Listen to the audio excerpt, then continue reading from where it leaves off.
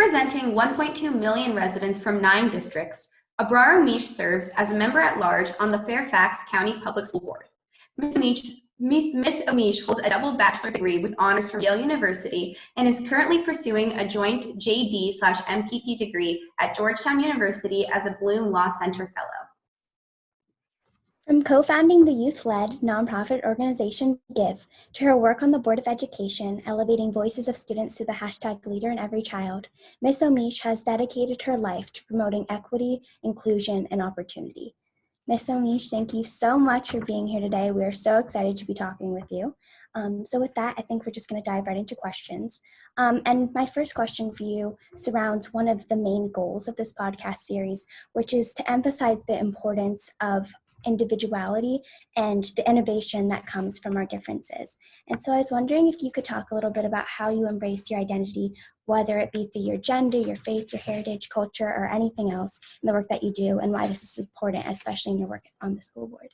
Yeah, absolutely. First of all, thank you for having me and thank you for doing this project all together. It's such an important set of conversations to be having.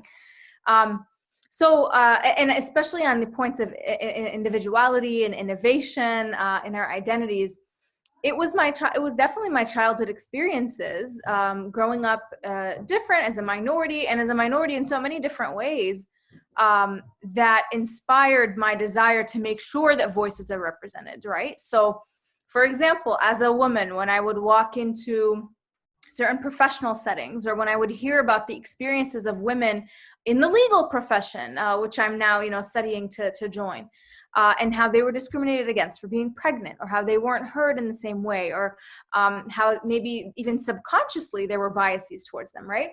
Or as a kid growing up in my mosque, and especially post 9/11, seeing the wrongful accusations and the interactions between power, being whether that's law enforcement, whether that's surveillance agencies, and our community, and the unjust nature of that, right? Whether that's being a young person and not only running for office, but in being involved in the community and doing all sorts of things, and seeing the interaction of others and their assumptions of me before I would even open my mouth or before they would meet me, right? So all of those were things that led me to interact in society differently than your average person or your average American. And so that inspired me from the feeling of not being heard, from the feeling of not being represented, and having officials or folks in leadership, whether that be influencers or, public personalities who not only didn't look like me, but didn't even necessarily care about me or care about the issues that impacted me, whether that be things like rights, basic, or even just humanizing different communities and their backgrounds and where they come from. So that personal experience definitely ignited a fire in me to want to make sure no one else ever experiences society, community, or their own kind of personhood in a way that marginalizes them or makes them feel any less. So it's definitely been a source of a lot of perspective and motivation. I could talk about that forever, but I'll pause there. That's so incredible that you're using your own experiences, to give this platform to others. And that also ties into my next question, because, so as you know, this podcast series is focused on empowering more young girls to pursue professional leadership roles. And in reading more about you and your work, we discovered that you co-founded an organization called Give. So could you talk about this organization and how it intersects with the importance of investing in the education of young girls, especially in BIPOC girls?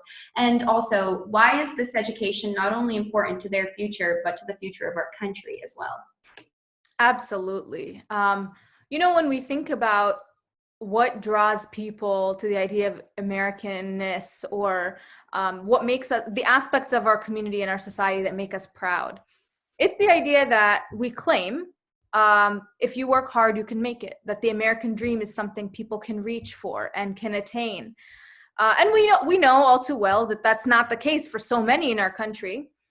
But it starts with childhood. It starts in the very early years when a kid is born into this world in our society. What opportunities do they have? What opportunities do they not have? What cards are they dealt, right? And how do we as a society prepare them and bridge those gaps to make sure that they have an equal chance of success, regardless of that background and that, fate that they kind of fell into. So that's where I see the role of education.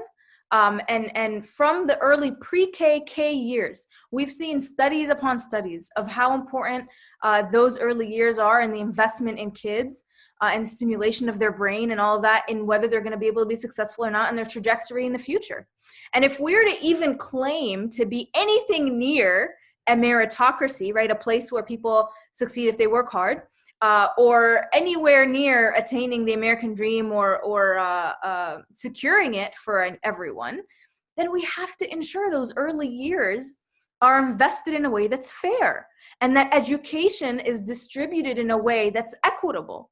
And that's ultimately, my passion for education. It comes out of conversations about power and equality and thinking about, who gets to access opportunity and who doesn't, who gets to have a voice at the table or gets to access power and who doesn't. And unfortunately, it remains the case in our country that the class you come from, your socioeconomic status, the race, whether you are a minority or not, are predictors of whether you're able to be successful and navigate these structures of power appropriately. And that's not, that's certainly not fair, and that's not acceptable for us, as fellow citizens to know that that's our reality, and has translated in ways that are beyond just social interactions, right? So there are challenges within the human condition where, like, no matter what, people are going to treat each other in a certain way, right?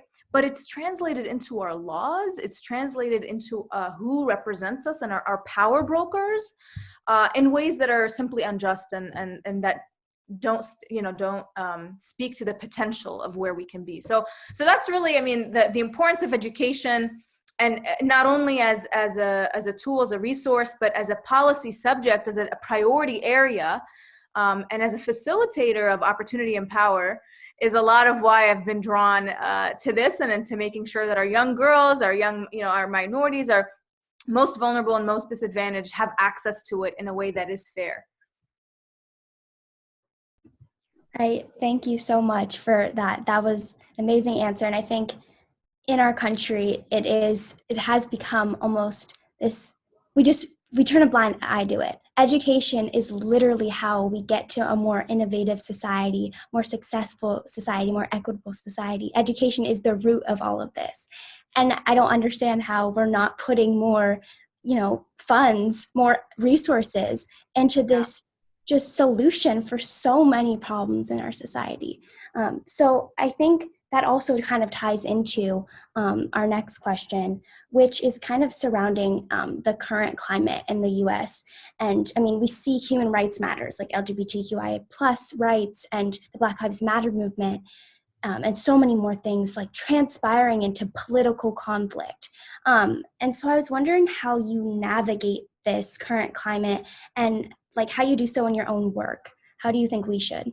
Yeah, really, really great question. It's not an easy set of topics to navigate. The fact that matters that the experiences of Americans in this country are as different as, polar, you could have polar opposite experiences. And it just kind of depends on, where you were in this country, what family you fell into, right? What identities you represent. And that has led us into a place where you've got, in some scenarios, like echo chambers, where people are just kind of like living within their bubbles and thinking that that's the reality for everyone.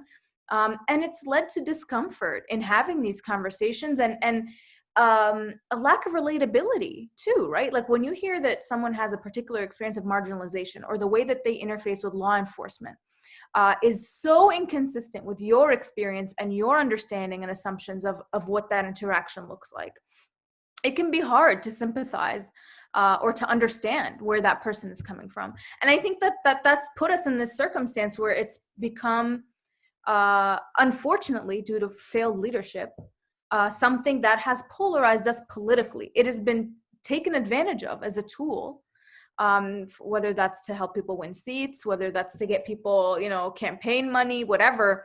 But the language used around it and how it's weaponized has ultimately been at the cost of everyone else and our own social harmony, in causing that disarray and in empowering and emboldening the ignorance and the hate that's out there.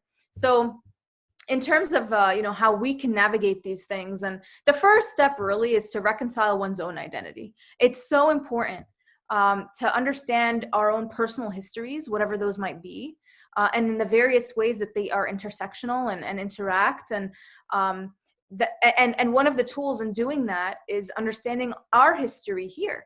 What has been the history of this country? What has been the history of your state, of your county, of your locality? And that's been incredibly eye-opening, right? So I'll give you an example. When I look to my county here, there are policies and, well, first of all, there are school names, right, that are inconsistent with what we would say is an inclusive society. We had a Robert E. Lee High School, for example. And there are policies with the boundaries of how to decide which schools are where, which resources are distributed where, right, and how we draw the lines that have been there for a long time, decades. And we would see it now, we exist in it now, and we think, okay, there's something inequitable about this. I'm noticing that there are resources being distributed here to mostly wealthy, generally white families, and lower income minorities aren't getting the same. Something feels wrong about it.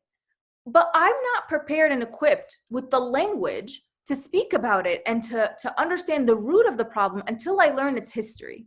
Because when I look to its history, then I'm like, oh my goodness, Virginia was a state that resisted integration, that actively wanted to uphold segregation. And then I can also learn about a history of redlining, where there were deliberate policies meant to segregate communities through boundaries. Or there was a movement called massive resistance, where people were naming buildings intentionally, almost as a middle finger to the federal government, to the Supreme Court, after Brown versus Board, when that decision was made to say separate is not equal, right? That's just an example, but to illustrate the importance of history and the power that gives me, right? Because now I no longer have to doubt, why am I feeling this, something is off, or something seems immoral, or I as a minority feel like I'm not being treated the same in this system. I no longer have to have that dissonance and doubting myself. And I also don't have to be alone in understanding and calling it out for what it is, because now I know actually it's rooted in a racist history. And this is something that gives me confidence and courage to be able to go out there and speak up, because at this point it's not even debatable. It's in the history books, y'all. Educate yourself, right? So it gives you a certain a difference in the platform and the power that you feel in speaking about it. And it also just it illuminates like how clear things are.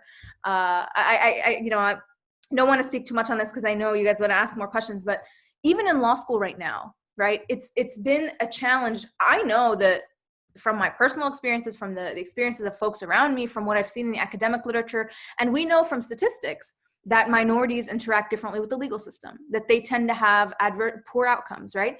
Or lower income people especially are so disadvantaged in our justice system. And it's, it's one thing to have the statistics, to have a feeling that that's the case. But now that I'm learning the history of our legal system, it was never meant to serve so many populations. And the laws over time, which, by the way, our system relies on precedent, right? So we base our decisions now on the decisions of the past, and that's like considered the right way of doing law. And so, of course, it's going to lead to that. I don't have to drive myself nuts sitting here being frustrated about structures that exist today when I know that that's what their foundation was, and that's what they were meant to do. So it just helps, give us a sharper diagnosis of the problem, which helps us then advocate for the proper solutions, right? So anyway, starting with the self, and then really looking to the history and the context of how we landed where we are to empower your voice and really give you the truth about, how we've landed in the places that we have. I just want to quickly say, I think also it's so interesting how in our school systems, we don't talk about these things. And we don't have these conversations. It's looking at our curriculum. Of course, we haven't had advocates for so long because nobody was taught about it. Nobody was taught the true history. And it's just so interesting how it comes back to that as well. So I thank you so much for your point. Yeah, and there are deliberate political forces that don't want those things to be taught in schools, So it is definitely interesting to think about. It's meta, right? You got to take a step back and think, how did I come to believe these things? I'll give you an example. The idea of American exceptionalism, right? That we are the best country in the world. We are we have the best systems. We don't have mistakes and flaws. We're a system for everyone. That idea, which is inculcated in every one of us as we go through K through 12, leads to a lot of these biases because we can no longer see the fault in our own system. And to criticize our system is unpatriotic, it's un-American, rather than patriotic and American because we want to improve of it, right? So anyway, it's the attitudes that we instill at a young age, to your point, Kate. Yeah. That was an incredible answer. Thank you so much I mean, I know that's a very loaded question, it's a very packed question, but you really explained that really well. So thank you. And I want to just add that I think, stepping back and taking almost like a new perspective is so important, especially as what you spoke about where, citizens of the US, there's such a huge spectrum. They could be on polar opposite ends of their experiences. And so when you don't have the same experiences as many others, it's so important to educate yourself. And so I think that was just a very great answer. And if I might add just one other thing, to come at these conversations as different as they are with compassion rather than anger, to come into any kind of discussion with the intention to listen to understand rather than to listen to respond, right? Those are very different attitudes, and I don't think we'll find that social harmony unless we really want to empathize and gain understanding rather than be right and be stubborn about where we're coming from. And that's to both sides of that conversation. Right, exactly. And so our next question is just, as you are such a successful and inspirational woman, we were wondering if you could talk a bit about your experience just working in a male-dominated field. Have you always felt like your voice is heard and that your opinion holds as much weight as your male counterparts, especially in the divisive realm of politics? And if not, what strategies have you used to overcome and work through these challenges? Yeah. Oh my goodness. So one of the earliest signs of I guess, sexism in politics that I encountered, I mean, not only, there are the subtle ways where, a guy will think that it's okay for him to just kind of hug you or kind of impose his physical, power over you, or that he'll try to take up space to intimidate you, like before a debate or something where they'd come up to you and try to have that kind of conversation. There was a lot of that soft intimidation going on.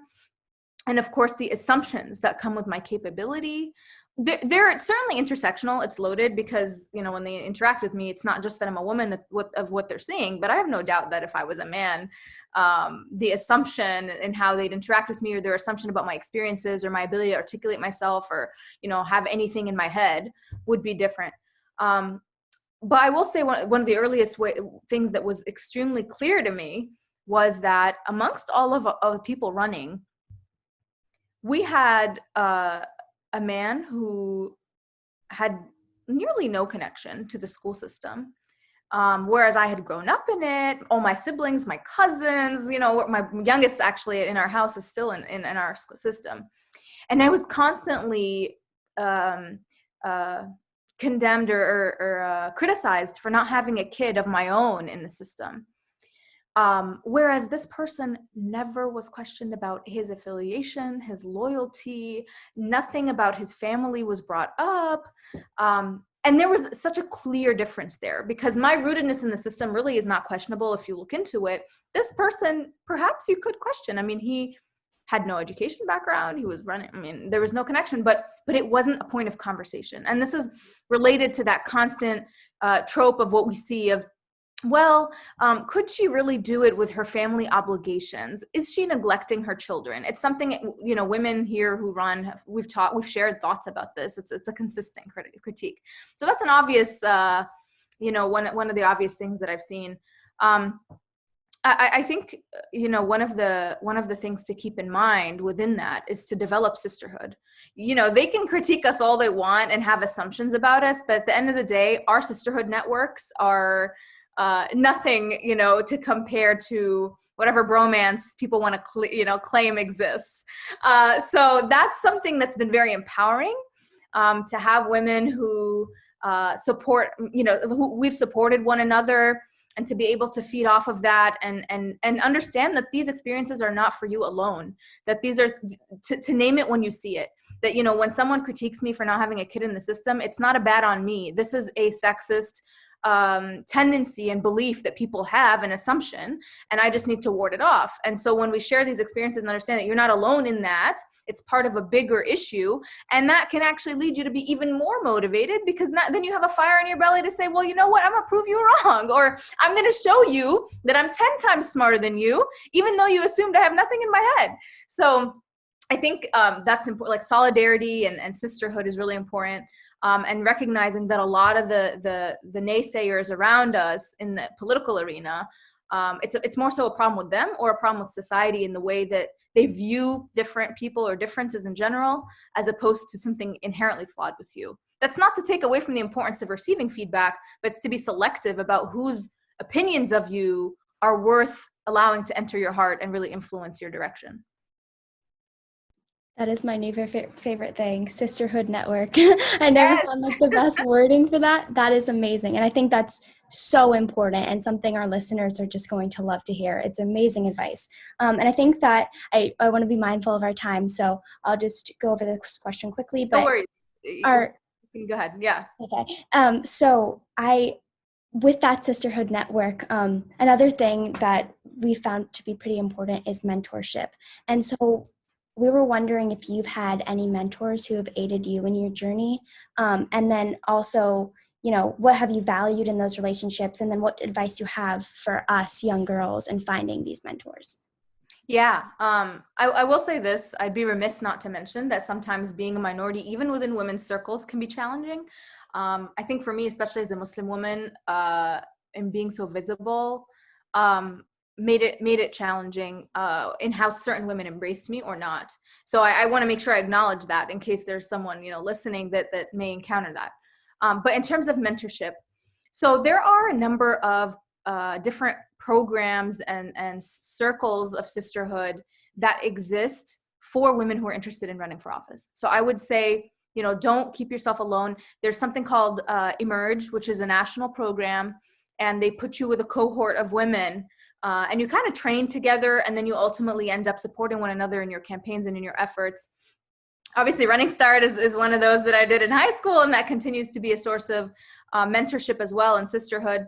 So there are networks that of incredible people who have gone out of their way and dedicated their life to start something to support women who are out there in this situation. So you're not alone, and I'd encourage you to seek those out. And sometimes having that structured program is a good way to, as a first exposure, to kind of put yourself out there and see how these things work. And then you develop the mentors that are essentially, I mean, they're curated, they're intentionally there to support you. So that's a good place to start. In terms of cultivating it further, you know, there's a lot of talk out there about the power of vulnerability. And I would actually encourage that within reason. But for me, it was always hard to understand how to be a mentee. I still am growing on that in that area. But when you're someone who's constantly out there being strong and on top of things, and you have to project that kind of type A, you know, that nothing is wrong or that everything is fine, it can be hard to actually open up to a mentor who's supposed to be helping you and who's supposed to support you. So I would encourage folks not to be too afraid. A lot of women are out there to support you and to be there for you. So when relating to your mentor, I would actually do some research on how to be a good mentee, and to learn a little bit about that, and to not be afraid to share something that makes you a little vulnerable, what you're afraid of, what you're nervous about, because chances are that the person who's mentoring you, who might be older than you or further along in that journey, has been through it themselves, and you can find strength in relating to them in that way. So I would encourage that, and getting out of your comfort zone to try a program. And then when you do finally have those mentors, to be a good mentee and to learn a little bit more about how to do that. Because there are some strategies to do that. It's not just kind of an arbitrary relationship. But that's amazing that you bring up, you know, not only the perspective of a mentor, but the perspective of a mentee. That's not really something that we've heard very much in this interview series. It's a very new perspective. So thank you for sharing that. And Nicole, I should say one of the most important aspects of this mentorship thing, and I started in Girl Scouts. That's how I knew that, women who didn't look like me treated me like I looked like them. And they gave me opportunities, and that really strengthened me. But as we seek mentorship and as we benefit from the time and energy of others, we have to also mentor. And that's extremely important. As you take, you give, and you always give back. And that's how, someone pulls you up, you pull someone with you. It's like a personal obligation. And I would encourage everyone to hold that on themselves, because there's a lot to learn actually from mentoring too. So it's not a one-way exchange. Yeah. And that's great. Like having someone's back and someone else has your back, like that's a perfect relationship. And so I just have one question left kind of to wrap up this whole interview. And that is, do you have any final advice for our young female listeners? What is important for them to understand as they step into higher education and potentially even politics? Okay. The most important thing in doing any of this, in whatever field you enter, is ultimately your reason, your conviction, your intention. For me, it's rooted in faith in a lot of ways, and that's kind of something that centers me. But regardless of the source, it's incredibly important to spend that time introspecting, reflecting, and finding that inner strength, because these arenas can be gruesome and they're very difficult to, and I don't even mean the physical work or like the time you have to invest. That's one thing, hard work is going to be in any of these fields. But the mental toll, your own self-confidence, it gets worn down. And over time, people are mean. And it can be very difficult. And you're going to come down to have just you. At the end of the day, you want to make sure that at your core, you know why you're doing what you're doing. You believe in that. And it's bigger than yourself. And when you are able to connect that purpose with the issues that you're talking about, with the seat or the position you're seeking, or the field that you're pursuing, then that makes you invincible, because nobody can scare you out of it. Nobody can intimidate you or undermine you away from it, because the cause, the purpose is so much bigger, right? If we talk about equity and making sure everyone has a fair chance, I don't care what. At one point on my campaign, I was essentially bribed to keep my mouth shut about a police encounter that occurred, and I was unjustly treated and whatever. But at the end of the day, no matter what the influence is, if it's your core, that you believe in why you're doing it, that you understand you're deriving that inner strength from your higher purpose, no matter what they do, your power it can't be undermined, and that fire in you can't be extinguished. And that's extremely important in spaces where people conform to the majority. People break and will, sell out in ways that are very obvious, and I see in front of my eyes, in ways that they never would have expected of themselves. No one walks into politics thinking they're going to lie or thinking it's okay to lie. No one walks into politics thinking they're going to vote for something unjust because they were too intimidated by the majority. But when you're in those situations, people do. It's rare for people to vote against the majority. I've seen it on our own board. I think I'm the only person on our board so far who's voted 111 on certain decisions, But that is precisely what's going to keep you moving forward. It's going to be your drive all along. And I would argue you're not even a contribution to our society or our community without that inner purpose, because that's going to be what not only sustains you, but makes you impactful and have a value added, a contribution, something different than everyone else. So. And that's just so powerful that you're speaking from your own experience. And that also just goes back to the earlier question of individuality and how, sometimes people see it as a setback, but I think it's just so empowering that, you're bringing your individuality and your career, and there's that intersection, and that's only making you stronger. And I think that is just so incredible. So thank you. Absolutely. You turn any kind of thing that people would view to be a weakness into your strength. Yeah. If you're stubborn, use that to be morally righteous, right? Or if you're treated differently, take advantage of that and be that person who's going to be known for speaking the truth and not being afraid to do that. So, yeah. Well, I just want to say thank you so much for this whole, interview. I learned so much just from like the 30 minutes that we had spam risk. I learned so much from just the conversation that we had today, more than I've learned in like a week of school. So thank you so much for talking with us today. And all of our listeners are going to be thrilled to hear from you. You're so inspiring, and I'm sure you're going to do like incredible things. You've already done incredible things. So I can't even You're so imagine. sweet, Kate, Nicole. I again commend you for starting this series. I hope this is a source of empowerment for our girls too.